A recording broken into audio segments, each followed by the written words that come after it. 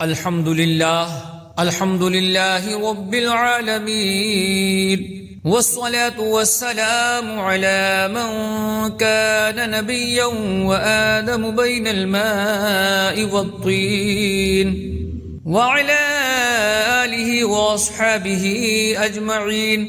أما بعد، فأعوذ بالله من الشيطان الرجيم. بسم الله الرحمن الرحيم. يا بني إسرائيل اذكروا نعمتي التي أنعمت عليكم وأني فضلتكم على العالمين. آمنت بالله صدق الله العظيم، وصدق رسوله النبي الأمين المبين المعين المتين الكريم، ونحن على ذلك لمن الشاهدين والشاكرين، والحمد لله رب العالمين. قال الله تبارك وتعالى في شان وعظمة حبيبه الكريم: إن الله وملائكته يصلون على النبي يا أيها الذين آمنوا صلوا عليه وسلموا تسليما. اللهم صل وسلم وبارك على سيدنا ومولانا محمد صلى الله تعالى عليه وسلم.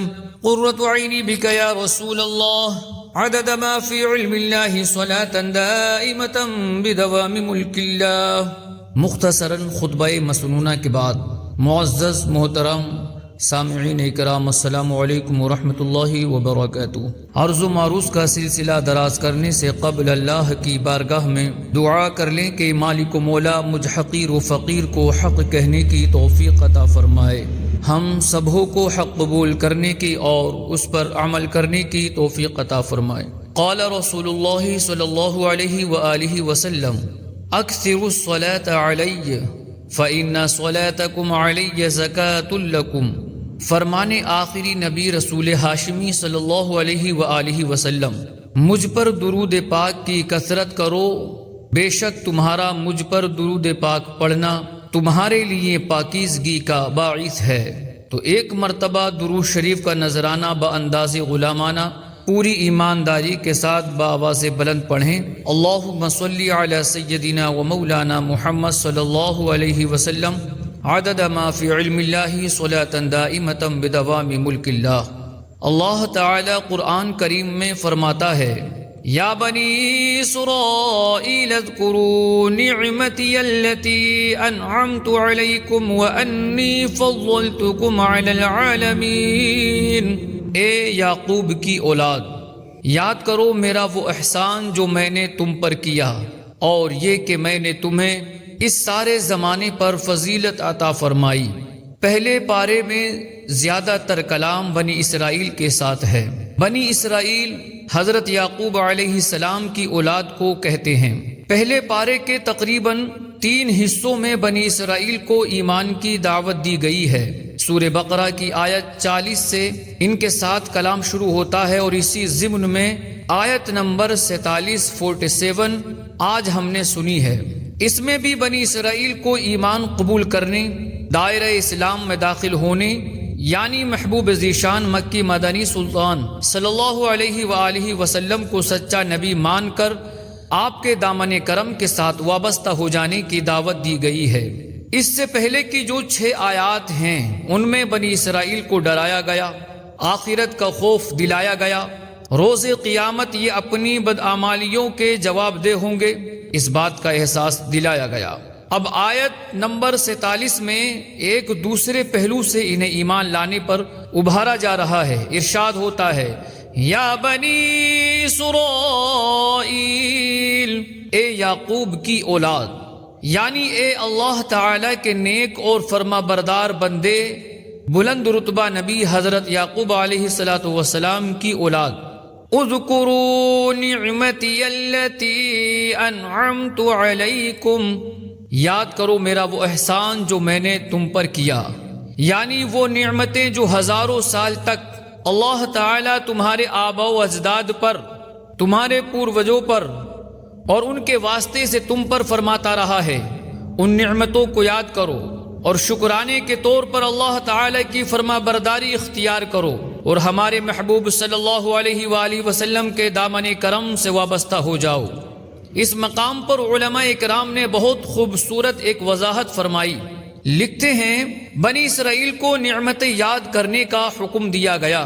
اب نعمتوں کو یاد کرنے کے انداز مختلف ہوتے ہیں۔ ہم پر بھی اللہ تعالی کی بہت سارے انعامات ہیں، اتنی نعمتیں ہیں کہ گنتی نہیں کر سکتے۔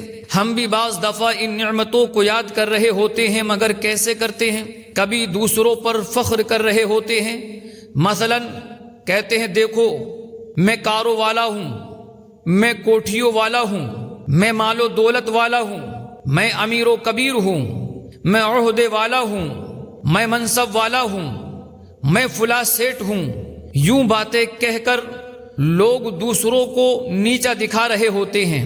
یہ بھی نعمتوں کو یاد کرنے کا ہی ایک انداز ہے، مگر اس میں فخر ہے، دوسروں کو نیچا دکھانا ہے۔ اس لیے علماء کرام نے لکھا فخر کے طور پر نعمتوں کو یاد کرنا حرام ہے، کیونکہ اس میں تکبر، گھمنڈ اور خود پسندی پائی جاتی ہے۔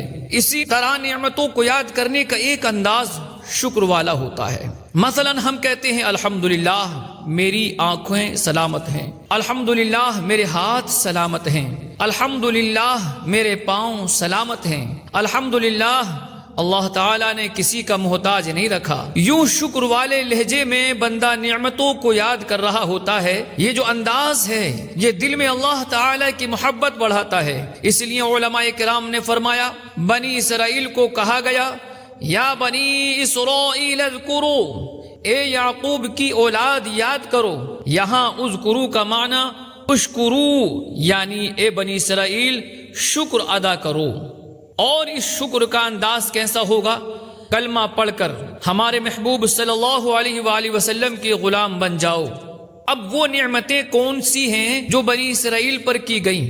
ان میں سے ایک نعمت اللہ تعالیٰ نے اس آیت کریمہ میں ذکر فرمائی، ارشاد ہوتا ہے وَأَنِّي فَضَّلْتُكُمْ عَلَى الْعَالَمِينَ، اور یہ کہ میں نے تمہیں اس سارے زمانے پر فضیلت عطا فرمائی۔ یعنی اے بنی اسرائیل یاد کرو، حضرت یعقوب علیہ السلام سے لے کر حضرت عیسیٰ علیہ السلام تک جو ہزاروں سال کا عرصہ ہے، اس پورے عرصے میں پوری دنیا میں تمام قوموں پر تمہیں فضیلت بخشی۔ اس پورے عرصے میں سب سے افضل تم لوگ تھے۔ تقریباً 4000 انبیاء اکرام علیہم السلام تمہارے لیے بھیجے گئے۔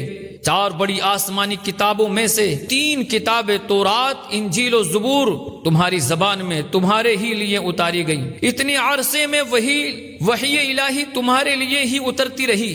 آسمانی کتابوں کے خزانے تمہارے ہی پاس رہے، آسمانی دین کا علم تمہارے ہی پاس رہا، تمام جہان کے سردار تم رہے، بڑے بڑے عادل بادشاہ تم میں پیدا کیے، بڑے بڑے علماء تم میں پیدا کیے، بڑے بڑے عابد زاہد اولیاء اللہ تم میں پیدا کیے۔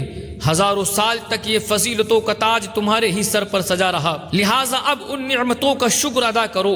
ہمارے محبوب نبی، آخری نبی، رسول ہاشمی صلی اللہ علیہ وسلم تشریف لا چکے ہیں۔ ان کے دامن کرم سے لپٹ جاؤ، ان کا کلمہ پڑھو، ان پر ایمان لے آؤ، تاکہ تمہاری یہ عزتیں، تمہاری یہ عظمتیں برقرار رہیں۔ کلمہ پڑھو، ان پر ایمان لے آؤ، تاکہ تمہاری عزتیں، عظمتیں برقرار رہیں۔ اب تک تم اولاد انبیاء ہونے کی وجہ سے سردار تھے، اب امام الانبیاء کے امتی بن کر خیر امت کا اعلیٰ خطاب حاصل کر لو۔ اعلیٰ حضرت امام احمد رضا، امام اہل سنت علیہ الرحمت والرضوان کتنی عشق بھری بات کہتے ہیں، آسیو تھام لو دامن ان کا، آسیو تھام لو دامن ان کا، وہ نہیں ہاتھ جھٹکنے والے، کیا مہکتے ہیں مہکنے والے، بو پہ جلتے ہیں بھٹکنے والے۔ آسیو تھام لو دامن ان کا، وہ نہیں ہاتھ جھٹکنے والے۔ میرے عزیز، آیت کریمہ کی تفصیل کے طور پر ایک اہم وضاحت یہاں اپنے ذہن میں بٹھا لیجئے۔ اللہ تعالیٰ کے خلیل حضرت ابراہیم علیہ السلام کے 2 بیٹے تھے، ایک حضرت اسماعیل علیہ السلام، دوسرے حضرت اسحاق علیہ السلام۔ حضرت اسماعیل علیہ السلام عرب میں تشریف لائے۔ عرب کا جو سارا خطہ ہے، یہاں زیادہ تر حضرت اسماعیل علیہ السلام کی اولاد آباد تھی۔ حضرت اسحاق علیہ السلام ملک شام اور فلسطین وغیرہ کا جو خطہ ہے، آپ یہاں تشریف رکھتے تھے۔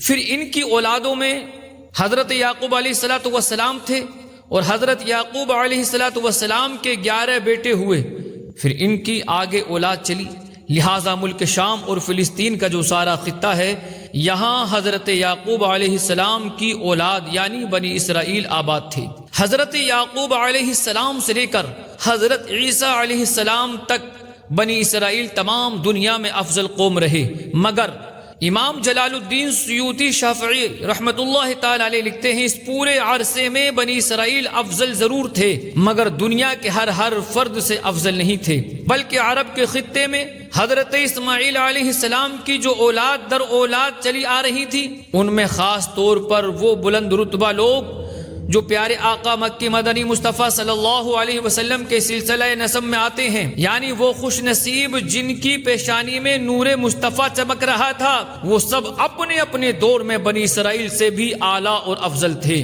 ذخائر العقبہ میں ہے ایک روز قریش کے چند افراد بطور مہمان نبی پاک صلی اللہ علیہ وسلم کی پھوپھی حضرت صفیہ رضی اللہ تعالی عنہا کے گھر آئے۔ باتوں میں ان میں سے کسی نے کہہ دیا بنو ہاشم میں محمد صلی اللہ علیہ وآلہ وسلم کی مثال خستہ حال زمین پر اگنے والی کھجور جیسی ہے، یعنی ہمارے محبوب صلی اللہ علیہ وآلہ وسلم سب سے افضل بہت اعلیٰ اوصاف و کمالات والے ہیں، مگر اس میں بنو ہاشم کی کوئی فضیلت نہیں، کیونکہ بنو ہاشم خستہ حال زمین میں جیسے ہیں۔ رسول انور صلی اللہ علیہ وآلہ وسلم کو اس کی خبر پہنچی تو آپ صلی اللہ علیہ وسلم پر جلال کی کیفیت طاری ہو گئی۔ حضرت بلال رضی اللہ تعالی عنہ سے فرمایا اے بلال لوگوں کو جمع کرو، پھر آپ صلی اللہ علیہ وسلم منبر پر تشریف لائے اور بلند آواز سے فرمایا ان لوگوں کا کیا حال ہے جو میرے قرابت داروں سے حقیر بات کہتے ہیں، اللہ کی قسم میں نسب کے اعتبار سے ان سب سے افضل ہوں۔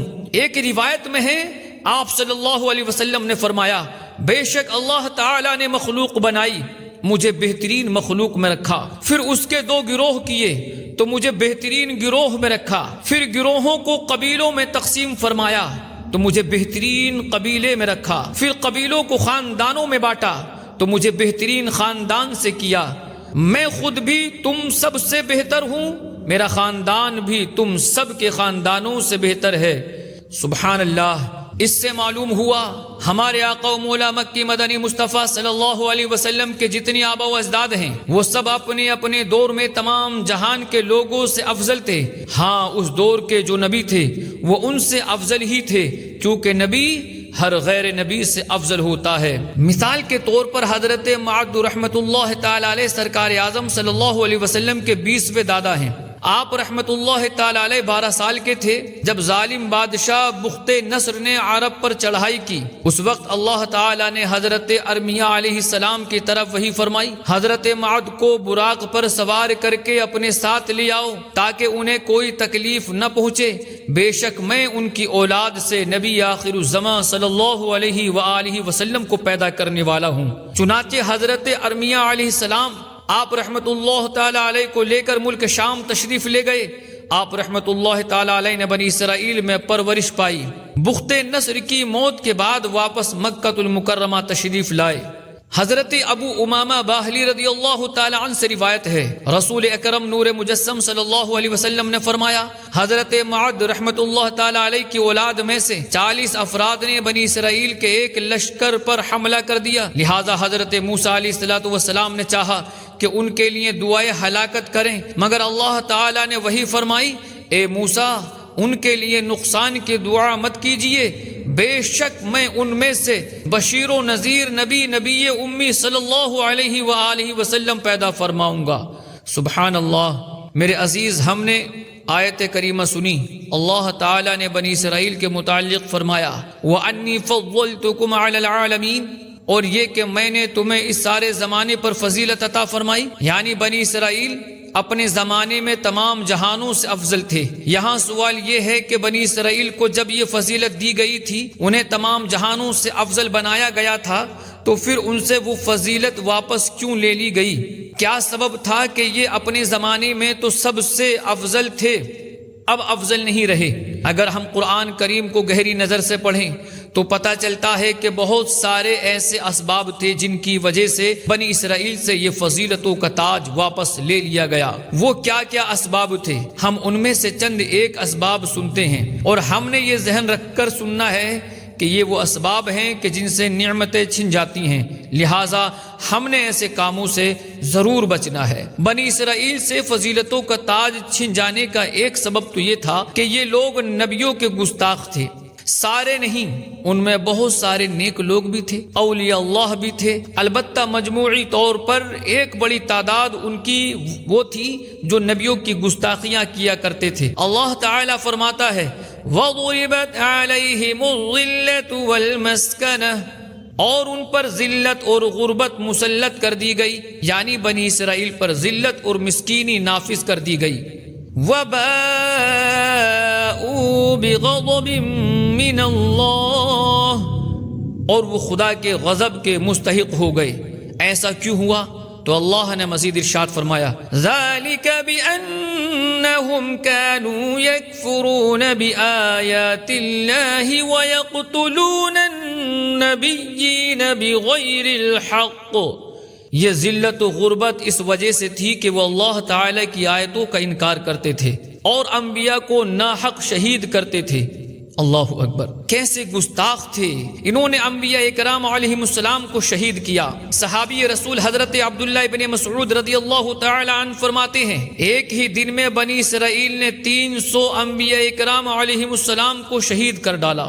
حضرت زکریا علیہ السلام کو انہوں نے شہید کیا، حضرت یحییٰ علیہ السلام کو انہوں نے شہید کیا، حضرت عیسیٰ علیہ السلام کی جان کے دشمن بھی یہی تھے، اور اس کے علاوہ کتنی انبیاء کرام علیہ السلام ہیں جنہیں یہ لوگ تکلیف پہنچاتے رہے ہیں۔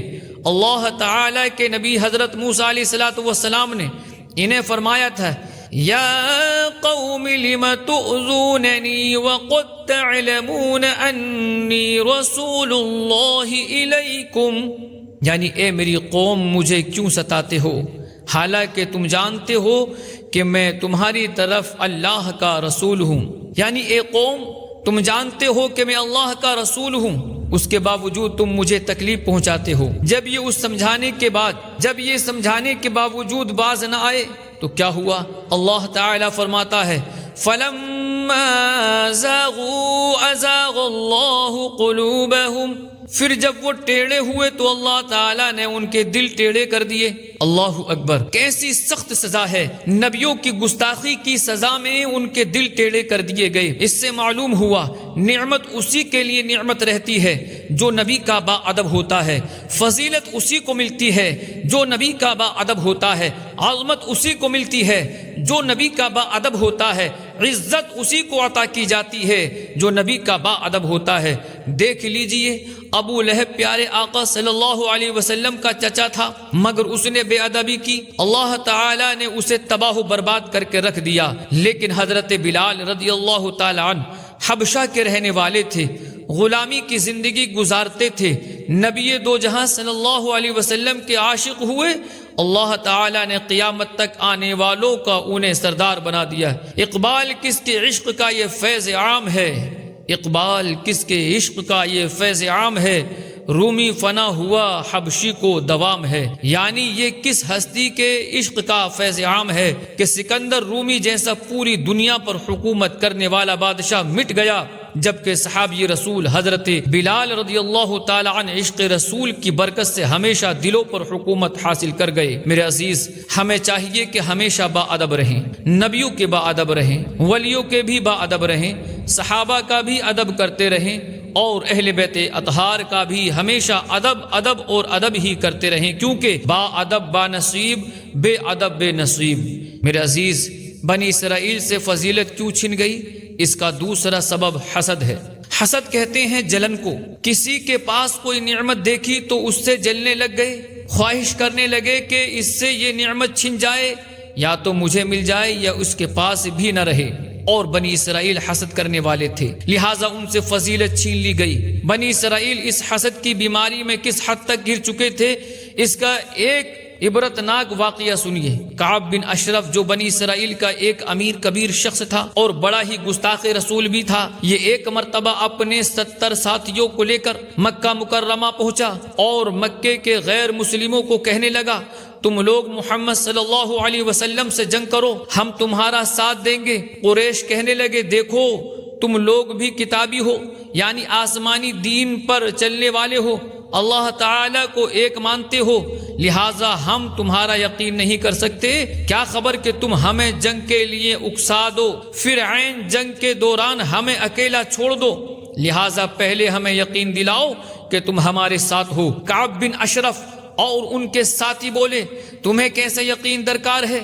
قریش بولے دیکھو تم لوگ بھی مسلمانوں کی طرح ایک خدا کی عبادت کرتے ہو، توحید کے ماننے والے ہو، اگر تم اپنا یہ عقیدہ چھوڑ دو اور ہمارے ان جھوٹے خداؤں کے سامنے سجدہ کر لو تو ہم مان لیں گے کہ تم ہمارے ساتھ ہو۔ یہ سن کر کعب بن اشرف اور اس کے ساتھیوں نے ذرا دیر نہ لگائی، فوراً ہی ان پتھروں کے سامنے سجدے میں گر گئے۔ اس پر اللہ تعالی نے یہ آیت کریمہ نازل فرمائی، ارشاد ہوا أَلَمْ تَرَ إِلَى الَّذِينَ أُوتُوا نَصِيبًا مِّنَ الْكِتَابِ يُؤْمِنُونَ بِالْجِبْتِ وَالطَّاغُوتِ، یعنی کیا تم نے ان لوگوں کو نہ دیکھا جنہیں کتاب کا ایک حصہ ملا، وہ بت اور شیطان پر ایمان لاتے ہیں۔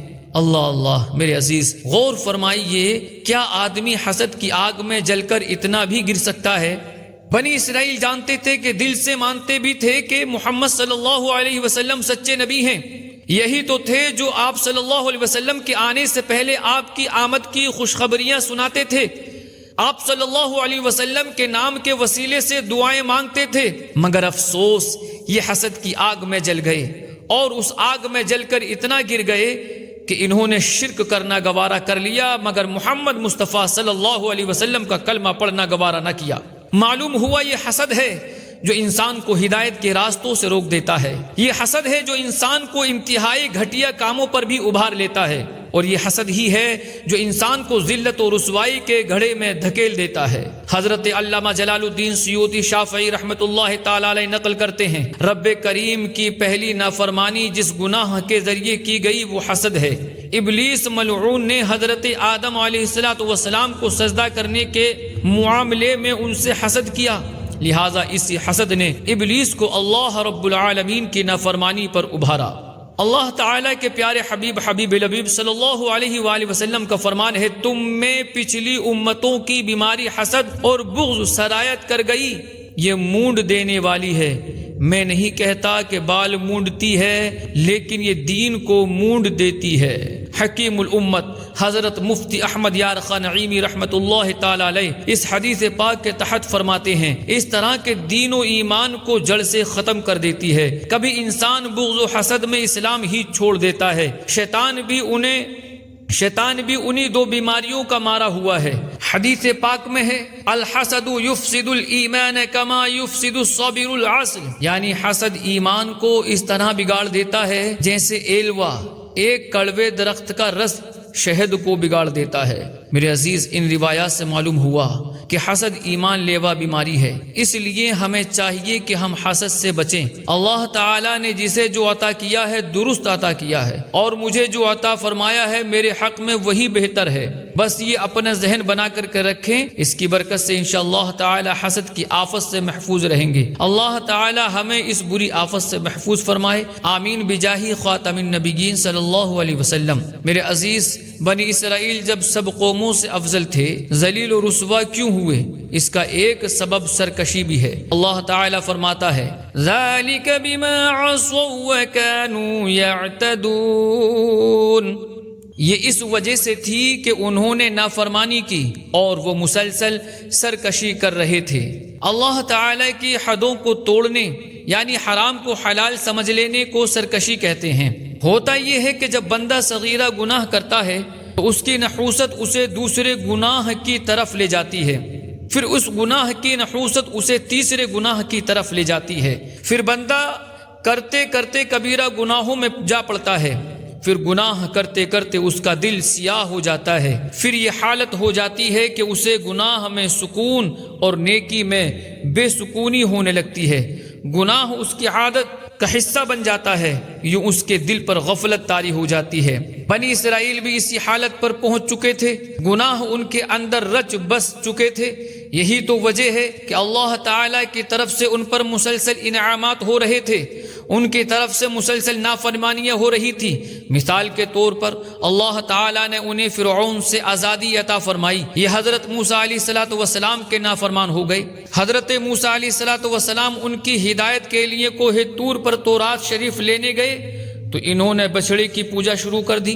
اللہ تعالیٰ نے ان کی توبہ قبول فرمائی تاکہ یہ شکر گزار بن جائیں، مگر انہوں نے حضرت موسیٰ علیہ السلام کا اعتبار نہ کیا۔ کہنے لگے ہم تو اس وقت تک نہیں مانیں گے جب تک اللہ تعالیٰ کو اپنی آنکھوں سے نہ دیکھ لیں۔ اب ان پر عذاب آیا، پھر معافی عطا کی گئی تاکہ شکر گزار ہو جائیں، مگر انہوں نے پھر بھی نافرمانیاں ہی شروع کر دی۔ ان کے لیے آسمان سے من و سلوہ اترا، پکے پکائے کھانے آئے، انہوں نے پھر نافرمانیاں کی۔ ان کے لیے پتھر سے 12 چشمے جاری ہوئے، انہوں نے پھر نافرمانیاں کی۔ غرض اللہ تعالیٰ کی طرف سے ان پر مسلسل انعامات ہوتے رہے، ان کی طرف سے مسلسل نافرمانیوں پر نافرمانیاں ہوتی گئیں، یہاں تک کہ ان کے دل سخت ہو گئے۔ پھر وہ وقت بھی آیا کہ اللہ تعالیٰ نے فرمایا وَضُرِبَتْ عَلَيْهِمُ الظِّلَّةُ وَالْمَسْكَنَةُ وَبَاءُوا بِغَضَبٍ مِّنَ اللَّهِ، اور ان پر ذلت و غربت مسلط کر دی گئی اور وہ خدا کے غضب کے مستحق ہو گئے۔ یہ کیوں ہوا؟ اس لیے کہ انہوں نے نافرمانیاں کی اور حد سے گزر گئے۔ حضرت وہب رحمۃ اللہ تعالی علیہ سے روایت ہے، اللہ تعالیٰ نے بنی اسرائیل کے انبیاء میں سے کسی نبی علیہ السلام کی طرف وحی فرمائی، بندہ جب میری اطاعت کرتا ہے تو میں اس سے راضی ہو جاتا ہوں، اور جب میں اس سے راضی ہو جاتا ہوں تو اسے برکتیں عطا فرماتا ہوں، اور جب بندہ میری نافرمانی کرتا ہے تو میں اس سے ناراض ہو جاتا ہوں، اور جب میں اس سے ناراض ہو جاتا ہوں تو اس پر لعنت برساتا ہوں، اور میری لعنت اس کی 7 پشتوں تک پہنچتی ہے۔ اللہ اکبر۔ حضرت جبیر بن نفیر رحمۃ اللہ تعالی علیہ فرماتے ہیں، جب مسلمانوں نے قبرص کو فتح کیا، میں نے دیکھا کہ صحابی رسول حضرت ابو دردہ رضی اللہ تعالی عنہ تنہائی میں بیٹھے رو رہے ہیں۔ میں آپ کی خدمت میں حاضر ہوا اور عرض کیا، علی جاہ، آج اللہ تعالیٰ نے مسلمانوں کو کفار پر غلبہ عطا فرمایا ہے، یعنی آج خوشی کا دن ہے اور آپ آنسو بہا رہے ہیں۔ حضرت ابو دردہ رضی اللہ تعالی عنہ نے فرمایا، اے جبیر، غور تو کرو، جو اللہ تعالیٰ کی نافرمانی کرتا ہے وہ اپنے رب کے حضور کتنا ہی بے وقت ہو جاتا ہے۔ قبرص کے رہنے والے کیسے غلبے اور عزت والے تھے، انہوں نے اللہ تعالیٰ کے احکام چھوڑے، اپنے رب کریم کی نافرمانی کی، تو ان کا یہ حال ہوا کہ آج انہیں شکست ہوئی اور یہ ذلیل و رسوا ہو گئے۔ میرے عزیزو، اللہ اور رسول کی نافرمانی ذلت و رسوائی کا سبب ہے۔ جو بندہ اللہ تعالیٰ کی نافرمانیاں کرتا رہتا ہے، توبہ نہیں کرتا، اللہ تعالیٰ کی طرف رجوع نہیں لاتا، وہ اللہ تعالیٰ کی بارگاہ میں ذلیل و رسوا ہو جاتا ہے، اور بارگاہ الہی میں اس کی کوئی وقت باقی نہیں رہتی۔ اور جو بندہ اللہ تعالیٰ کی بارگاہ میں ذلیل و رسوا ہو جائے، جس کی بارگاہ رب العزت میں کوئی وقت نہ رہے، اسے کہیں عزت نہیں ملتی۔ 12-17 سورہ حج آیت نمبر 18 میں ارشاد ہوتا ہے، وَمَن يُهِنِ اللَّهُ فَمَا لَهُ مِن مُكْرِمٍ، اور جسے اللہ ذلیل کرے تو اسے کوئی عزت دینے والا نہیں۔ تفسیر سورۃ الجنان میں اس آیت کے تحت ہے، معلوم ہوا کہ عزت و ناموری کسی قوم یا فرد کی میراث نہیں کہ کوئی بندہ چاہے کیسے ہی سیاہ کام کرتا پھرے، اپنے اعمال نامے گناہوں سے بھر لے، اس کا کردار نافرمانیوں سے داغدار ہو، اس کے باوجود وہ عزت کے ساتھ ہی زندگی گزارے گا۔ نہیں، ایسا نہیں ہے، بلکہ جو اپنے اخلاق و کردار سے، نیک اعمال سے، خیر خواہی اور ہمدردی سے اپنے آپ کو عزت کا حقدار ثابت کرتا ہے، اللہ تعالیٰ اسے عزت دیتا ہے، اور جو مسلسل نافرمانیوں میں مبتلا رہتا ہے وہ ذلت کے گہرے گھڑے میں گرا دیا جاتا ہے۔ اللہ تعالیٰ ہمیں اطاعت و فرما برداری کی توفیق نصیب فرمائے، آمین بجاہ النبی امین صلی اللہ علیہ وسلم۔ خلاصہ کلام میرے عزیز یہ ہے کہ اللہ تعالیٰ نے بنی اسرائیل کو بڑی نعمتوں سے نوازا، انہیں فضیلت عطا فرمائی، ان کے لیے نبی بھیجے، آسمانی کتابیں نازل فرمائیں، ان کو بڑے بڑے فضائل عطا فرمائے، مگر یہ اس لائق نہ بنے، انہوں نے انبیاء اکرام علیہم السلام کی بے ادبیاں کی، حسد میں مبتلا ہوئے، حسد کی آگ میں جل کر شرک تک کرنے سے نہ شرمائے۔ اللہ تعالیٰ ان پر انعامات فرماتا رہا، یہ مسلسل نافرمانیوں پر نافرمانیاں کرتے چلے گئے، آخر اللہ تعالیٰ نے ان پر ذلت و رسوائی کو مسلط فرما دیا۔